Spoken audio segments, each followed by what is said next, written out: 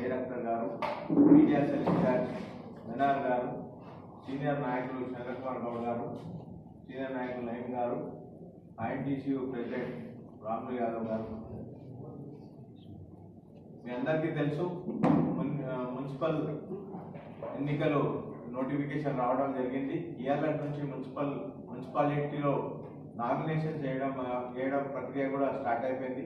ఇలా కాంగ్రెస్ పార్టీ తరఫున దాదాపు అన్ని వార్డులకు అభ్యర్థులను ఖరారు అంటే లిస్ట్ అంతా కూడా మేమంతా కూడా ఫైనలైజ్ చేసినాము. ఇంకా కొంచెం కమిటీ ఒకసారి కూర్చున్న తర్వాత మొత్తం కూడా ఫైనలైజ్ అయ్యే అవకాశం ఉంది. కాబట్టి ఇవాళ సాయంత్రం అన్నా లేకపోతే రేపు పొద్దుటి వరకు కూడా ఎమ్మెల్యే గారి ఆధ్వర్యంలో ఒక కమిటీ ఉంటుంది. ఆ కమిటీలో మేమంతా కూడా కూర్చొని ఈ అభ్యర్థులను ఫైనల్ చేయడం జరుగుతుంది. ఇలా కాంగ్రెస్ పార్టీకి చాలా తీవ్రమైన పోటీ ఉంది. ఇక్కడ చాలా మంది ఆశావాదులు ఇలా కాంగ్రెస్ పార్టీ టికెట్ కావాలని చెప్పి ఇలా కోరుతున్నారు. ప్రజల్లో కూడా మంచి ఆదరణ ఉంది కాంగ్రెస్ పార్టీకి.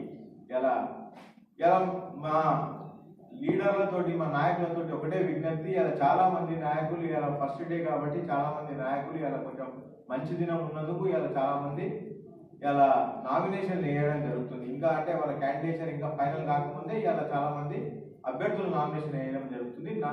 ఎవరైతే ఆశావాదులు ఉన్నారో కాంగ్రెస్ పార్టీ టికెట్ అప్లై చేసిండ్రో వారందరితో ఒకటే విజ్ఞప్తి, మీరంతా కూడా ఇలా నామినేషన్ వేసినప్పుడు ఇండియన్ నేషనల్ కాంగ్రెస్ అభ్యర్థిగానే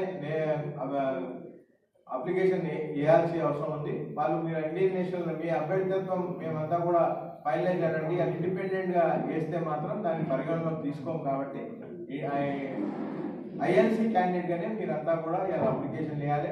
మీరంతా కూడా ఏది ఏమైనా కూడా మనమంతా కూడా ఏవైతే అభ్యర్థికి డిసైడ్ చేస్తామో వారంతా కూడా డిసిప్లిన్ ఉండి మాకందరికీ కూడా సహాయ సహకారం అందరూ కూడా అందించాలి. ఎవరైతే క్యాండిడేట్ సెలెక్ట్ కాడో వారంతా కూడా మాకు సహకరించి, ఎవరైతే క్యాండిడేట్ సెలెక్ట్ అవుతారో వారికి మనమందరం కూడా సహకరించి పనిచేయాల్సిన అవసరం ఉంది.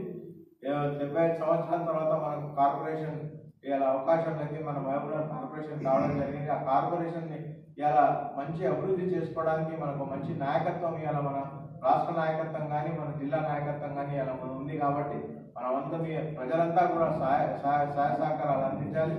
బాబు తప్పకుండా మీరంతా సహాయం చేసి మన మహబూబ్నగర్ పట్టణాన్ని గొప్పగా అభివృద్ధి చేసుకుందామని చెప్పి కూడా మీ అందరితో విజ్ఞప్తి.